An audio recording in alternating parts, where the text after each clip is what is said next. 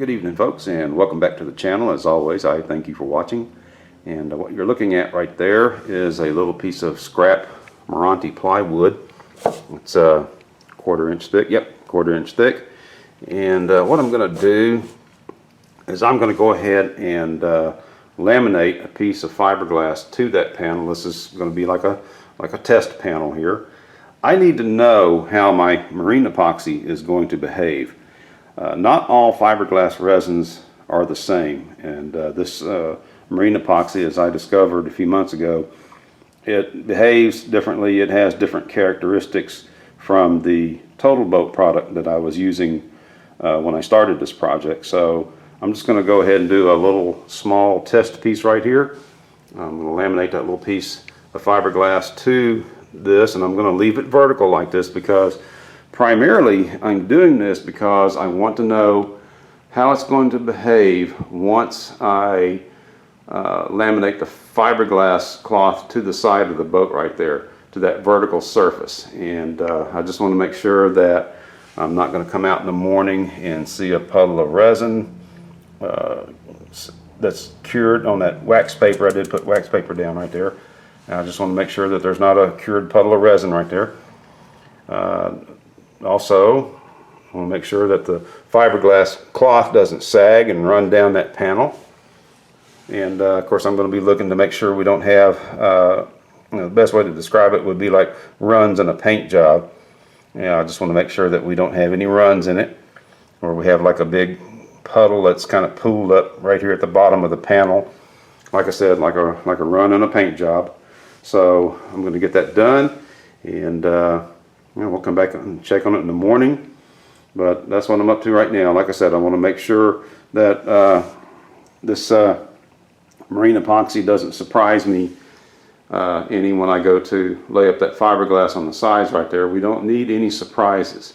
Like I said, if I do find a puddle right here, I need to know now so that I can make any necessary adjustments to the way that I lay that up. So I will be back shortly, and from your perspective, it'll be here in just a few moments. From my perspective, it's going to be overnight. I'm going to let that cure overnight. All right, folks, see you in just a little bit.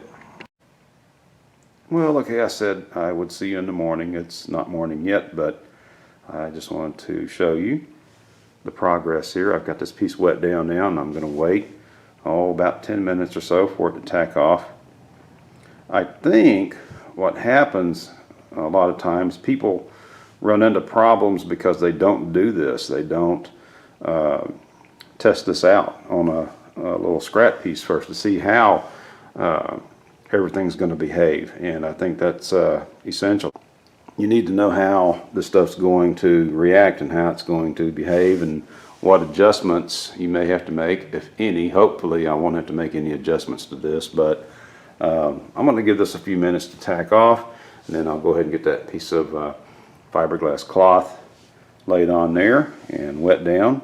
And like I said earlier, we will come back in the morning and check on that and just see how it goes. All right, folks, I'll be back. Okay, I'm back, and I went on ahead and laid the fiberglass cloth on that piece of wood. That was about 15 minutes, 20 minutes or so worth of dwell time there. And as you can see, the resin is beginning to pull up into the cloth. So I'm going to get my next batch of resin mixed up and get that wet out. I will be right back. Okay, folks, we're done. That little piece of scrap wood is glassed, and all we can do now is just wait until morning, see how that turns out. I did use the slow hardener, and it's about 65 degrees right now, and that's one of the things that I'm looking at, is to see how the slow hardener reacts with the cooler temperatures. It's the middle of December, so we're probably not going to have any 90 or 100 degree days anytime soon. But I do want to use the slow hardener so I can give myself a little bit more work time when I go to glassing the boat, because it's a lot of surface area there that I'm going to have to cover. And I may have to switch over to the medium hardener. We'll see. I don't know, but hopefully I'll be able to use the slow hardener, and that'll give me a little bit more work time when I go to laying out that cloth. All right, folks, I will see you in the morning. Well, good morning, and that has sat up overnight. It's about 11 o'clock right now, so I did give it a few extra hours, and as you can see, no sagging, no running of the resin. It stayed in place. The fiberglass cloth stayed in place, so we're good to go. What I might do though is I might mix just a little bit of the medium hardener in with the slow hardener when I get ready to mix that up, just because of the air temperature. It is in the 60s, and so I'll do that just to kind of speed up the cure time a little bit. It is just slightly tacky to the touch, and that, like I said, I used the slow hardener, and probably it would probably be best to go ahead and mix in a little bit of the medium speed hardener just to get that to fire off a little bit quicker. But you know, if I didn't have any medium speed hardener, I could live with that. That wouldn't be bad at all. But you know, yeah, it is ever so slightly tacky still.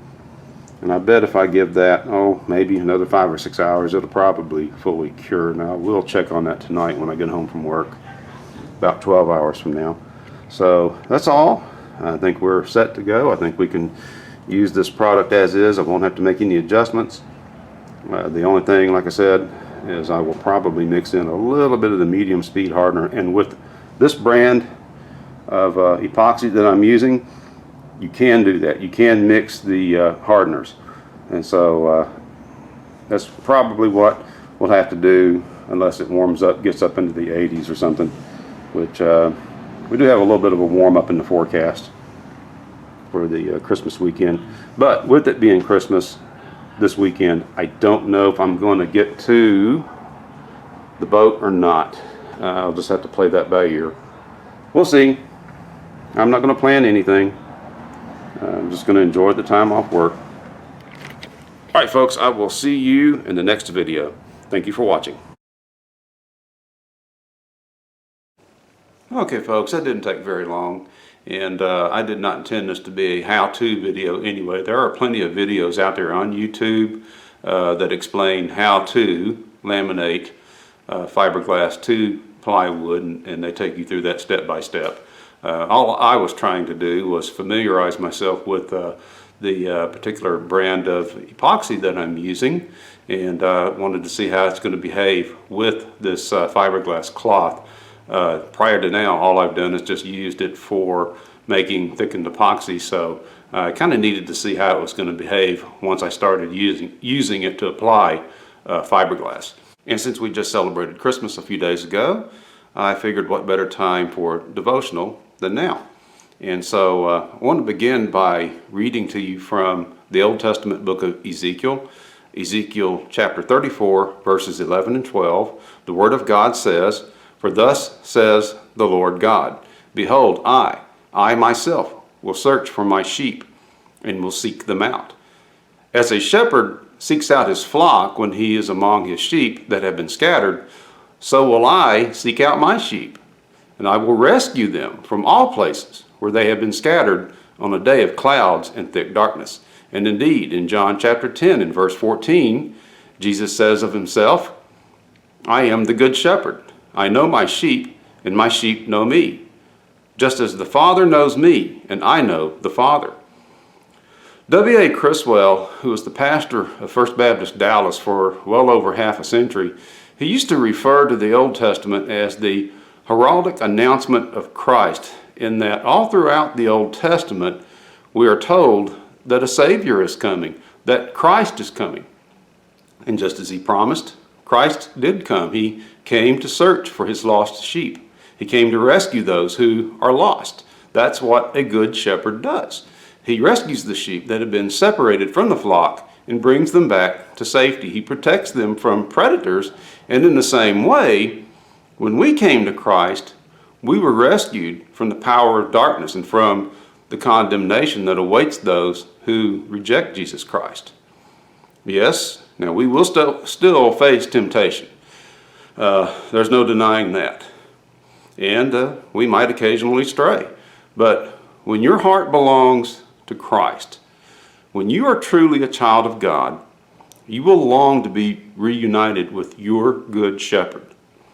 And Jesus will bring you back into the fold. As we're told a little later on in John chapter 10, my sheep listen to my voice. I know them, and they follow me. I give them eternal life, and they shall never perish. No one will snatch them from my hand. My Father, who has given them to me, is greater than all. No one can snatch them out of my Father's hand. I and the Father are one. In the Gospel of Luke, in chapter 19, we're told of a tax collector named Zacchaeus. Now the Lord called out to Zacchaeus, and he and his entire household repented and accepted Jesus' gift of grace. His entire household was saved. In response to Zacchaeus' newfound faith, Jesus said, "Today, salvation has come to this house, because this man too is a son of Abraham. For the Son of Man came to seek and save the lost." Jesus came for you. He came for me. I was once lost, but Christ found me, and he rescued me. Folks, that's all I have for you tonight. I want to thank you for watching, and as always, in all things, to God be the glory. And again, thank you and good night.